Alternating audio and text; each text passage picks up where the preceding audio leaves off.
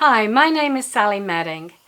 This is video 1 of a 5-part video series geared to someone who has never painted in watercolor before. In this video I'm going to teach you how to set up a palette, to load a brush, to create a light, medium and dark in any color as a little flat wash. First of all, I'm going to show you how to set up a palette. I have a palette that might look a little daunting to begin with. I have a Frank Webb palette, and I have squeezed out tube paints going around the color wheel, so my lighter colors, warmer colors are far away from my darker colors. And I will explain which colors are what shortly, but you don't have to have as complicated as that. The next best thing is a white ceramic plate. And I've set up 2 yellows so far. Don't worry about what they are in a minute. I will talk about which pigments they are. 2 reds. And I've only got 1 blue, but I am using tube paint, so it's like toothpaste to squeeze out. So this is my blue. And if you don't care for using tube paints, you actually can use this variety. They come as little pans, but be aware they are a little harder and they tend to wear down the end of your brush quite quickly. So I like these ones and I allow them to dry. These ones have actually dried in the palette. I can touch them. They don't come off on my hand. They feel like marshmallows. And if I spritz them with water, they will be like this within a few minutes. And for me, taking off the caps every time is a lot of work, but this is another way you can do it if you prefer. You always have clean paint. I'm just going to show you now how to load a brush. And I use a number 16 round from Silver Brush, and it has a beautiful point, and that's what's the most important part of the brush. The black part here is called the ferrule, and this is obviously the handle, and it needs to feel comfortable in your hand. And different brushes hold different amounts of water. So I have a blend here. This is a mixture of black squirrel and synthetic nylon. And it holds quite a bit of water. So if I use it like a spoon and take it over to my palette, it actually will drip. That's a super saturated brush. That's too much water to even go near picking up any paint. So I would just gently pat it on my tissue and get it a little drier. I'll use a darker color. And I'm going to take about the size of a pinhead of a blue or something darker. This is French ultramarine blue, and you can see that I've made a fairly dilute. If I want a little bit more, I can take a little bit more and continue mixing like that. This will give you about this sort of a consistency. So then I've got 2 buckets of water. One I use for my first rinsing, dirty water, and then this is much cleaner so I don't contaminate my colors. So to get my brush ready for use, I'm going to scrape it once on the side, perhaps even twice. That's taken out the excess water, or I can touch it to the paper. I'm going to take another bead like that, and you can see the difference between these blues now. This one's a very warm blue, and this one's a very cool blue.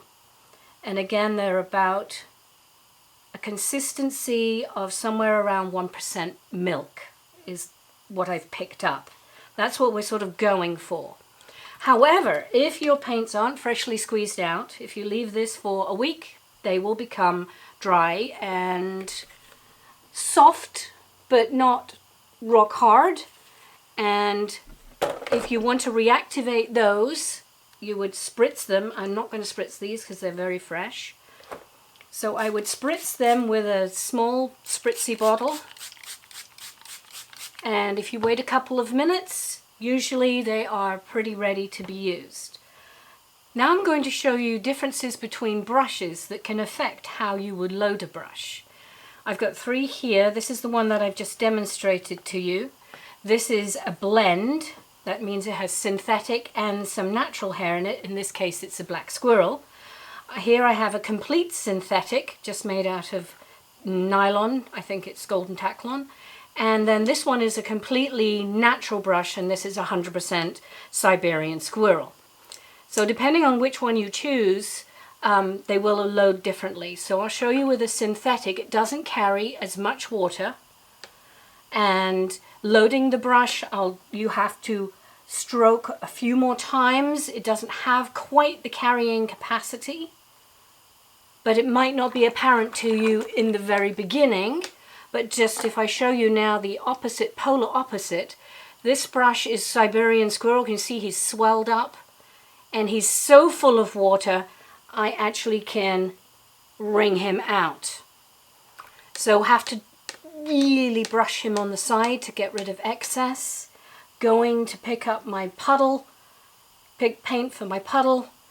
I'm having to really work quite hard because this has so much capacity for carrying paint that it's going right up into the brush. But the good thing is I could paint with this for ages because it's got so much paint in it now. And then of course the one that I'm working with is somewhere in between the two, so you kind of get the best of both worlds. Just before we create the light, medium and dark wash, I want to show you how I've actually got my setup. I'm working on 100% cotton paper. I use Arches, 140 pound, and it's 100% cotton. This is a pad that they've recently released. And to get the angle correct, so that I'm using gravity so that that will actually help me create a nice smooth wash, I have a 2x4 small piece and I lean on that, and that gives me approximately the angle that I'm wanting. Now we're going to create a light, medium and a dark wash.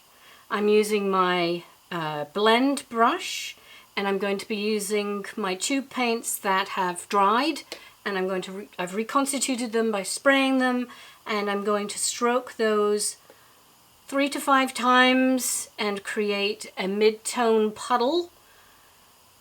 Maybe touch more water so that I can create what I call a milky consistency.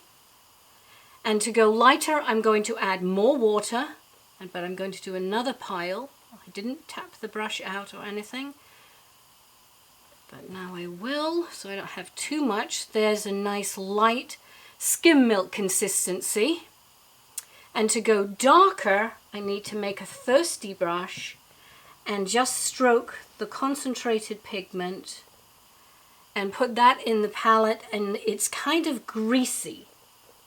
And you can see it's almost like oil on water. And that's going to be my most concentrated amount. So hopefully I have enough paint. So I'm going to rinse out my excess, and you have to really jiggle your brush on the side to get rid of excess. How do you know it's completely empty? When you brush your stroke, if you still see blue, then your brush still contains paint. So I'm doing it in my clean bucket now. I can see I'm ready. I've stroked it a couple of times. I can pick up my mid-tone, my milk consistency, and lay down a wash. So I've picked it up. I don't want it that wet, that's too drippy. So one stroke on the side, and I'm going to do horizontal strokes going across. And this is a small wash, and this is the bead at the bottom here, this thicker concentration that looks darker. And I'm gradually pulling it down the paper until I reach the bottom, and then I still have this bead, so I will tap my brush thirsty and vacuum up that bead. So that would be my middle tone wash, and then I'm washing that out, and I'm going to pick my lightest color now. That's too much, drippy drippy. Wipe on the side once, and it should be perfect. This is so pale now you might not be able to see it very easily, but this is essentially a tint. Oh, I got a splash over there, so that's getting an interesting bloom. Tap the brush to make it thirsty, vacuum up the bottom, and now I've got very dilute color, so I can now pick up my most concentrated. And it's not going to drip because it's already quite concentrated. And I'm going to put this one down here, and you can see it's kind of dry. That's what we call dry brush. You don't want that. I need a little bit more paint. I was being too stingy. So I'm going to take one drop off the edge there, and now it's at a working concentration. And so I'll bring my bead down. You can still see that bead at the bottom there. It's a little bit thicker, a little darker looking, all the way down to the bottom.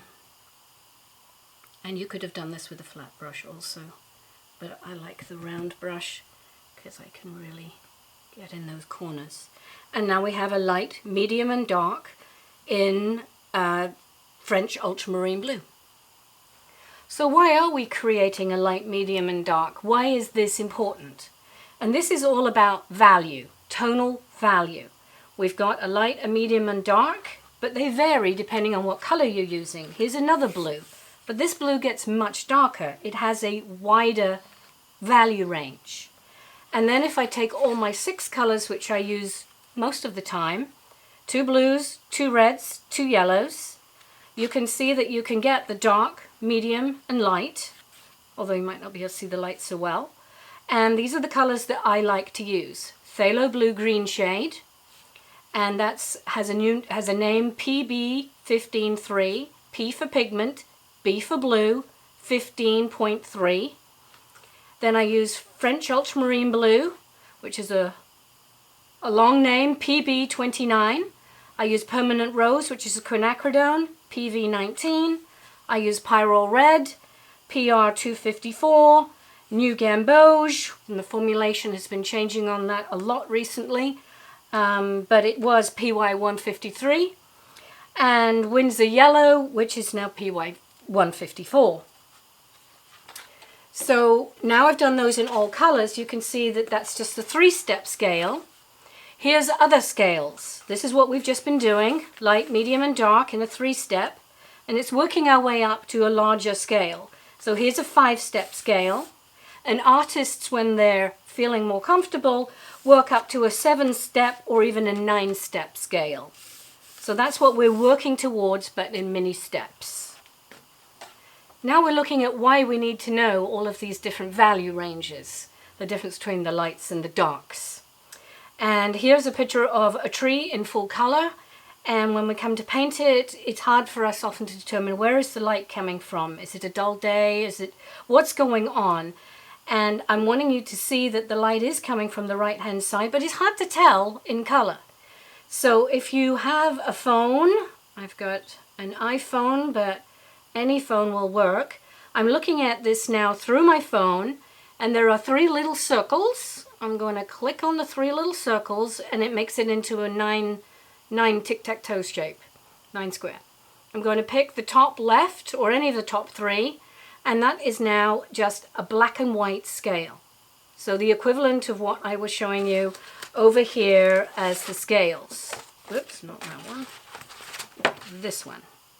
So that's the equivalent now. So I can see darks, mediums and lights on my tree, and this is a very useful tip.